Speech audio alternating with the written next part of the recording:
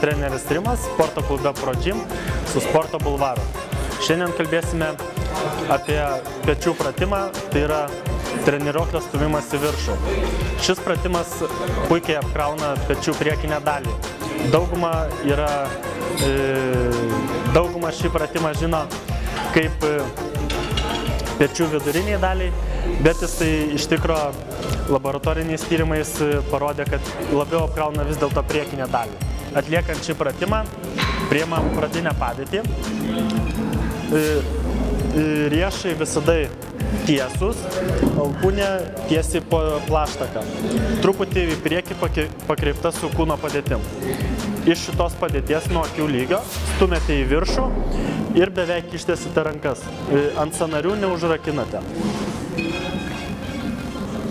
Atliekant šį pratimą, dažniausia klaida būna alkūnės atvedamos atgal. Taip yra traumuojama pečio sąnarys, alkūnės bei riešo. Plius dirba mažiau pečiai, o daugiau krūtinė.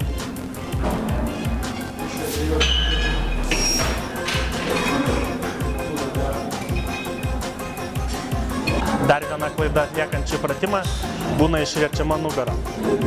Todėl reikia visada prispausti nugaros apatinę dalį bei galvą. Taip nuo stuburo nuimamas krūvis ir daroma mažiausia žala. Tai tiek šiam kartui. Ačiū, kad žiūrite. Su jumis buvo asmeninis treneris Rimas, sporto klube Pro Gym su sporto bulvaru.